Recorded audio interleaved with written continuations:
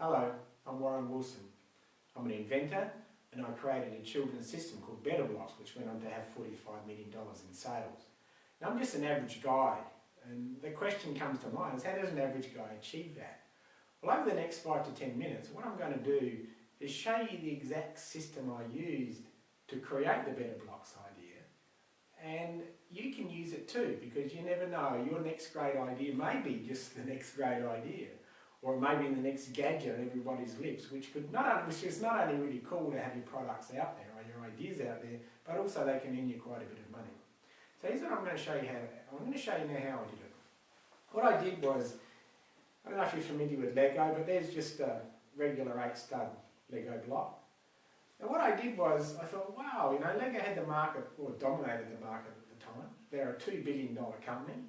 And I thought, wouldn't it be cool to develop something or compete with Lego in some way? But the catch is always, how do you do it? Well, here's one of the things, well, actually here's the way that I did it.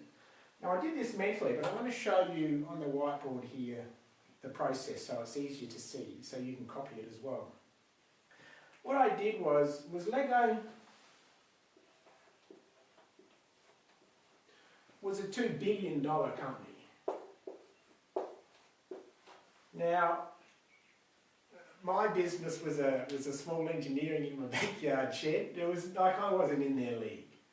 So I thought, okay, I've got to be a little bit smarter on how to compete with Lego. So what I did is eventually I had a look at the Lego block. Now, if you want to start to describe all the things I knew about Lego blocks. Like Lego blocks, when you click them together, they predominantly form straight lines or right angles. Also, mainly when the colours of Lego were mainly primary colours.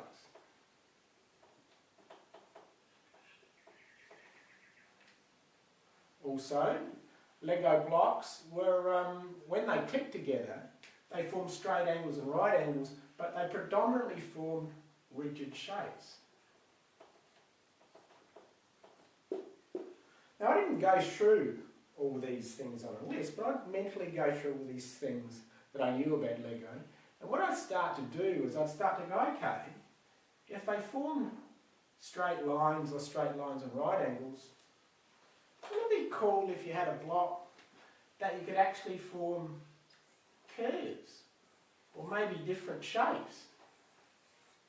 Wouldn't that be cool? Now, I didn't know how to do it, but I thought, wouldn't that be cool? Primary colours.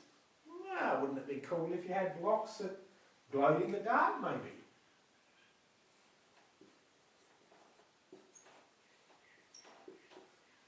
Or change colour in warm water. Now, that would be really cool as well.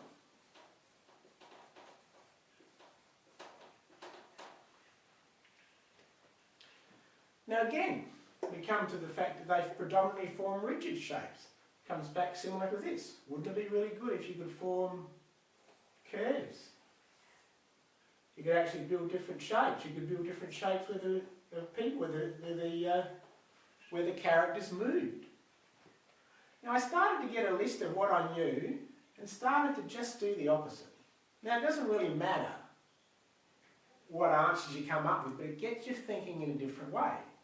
Like another thing I noticed about Lego was that they're actually an exceptionally good quality product, and they were priced accordingly. Like the pricing was reasonably high. You know, Lego is certainly not a cheap product. It's a great, very good, well-made product, and you pay for it. Now, what about if you produced a product that was cheaper, so you could compete with them on price? Sorry, wrong colour. It's another option. But again, you're starting to see that you can take any aspect of Lego or its building block system, and you can start to write down the opposites. Now, after a couple of months of mulling all this over in my mind, here's what I did. I really like shapes that moved, and I like kind of round shapes. And I thought, wouldn't it be really cool if I focused on this aspect here? Focused on building blocks that move. And that's what I did. here's what I came up with. I came up with better blocks. They clip together and they move. But this was the process that led me to this. See, once I knew that I wanted to build a building block that moved, then I went around and found, well actually I came up with a clipping system because I could do it. But then I went around and found other people who gave me advice on how to do the clipping system. So if you want to come up with the next greatest idea or the next greatest gadget, the way to do it is to have a look at existing things in the marketplace, existing products, existing services. It doesn't really matter what it is, but it doesn't really matter what it is, but things that interest you. You know, building blocks and kids interested me, so that was an engineering. So that was where I focused on. But who knows, you know, may not interest you. But if you focus on an industry or an area or products that interest you, and start to just list all the things you know about them, and then, okay, what could I do different? And what it does, it gives you a lot of options, and eventually one will stand out. And that could lead to your next greatest gadget being the thing that everybody uses and earning you a great royalty. So thanks very much for listening, and I hope this has been of some assistance to you.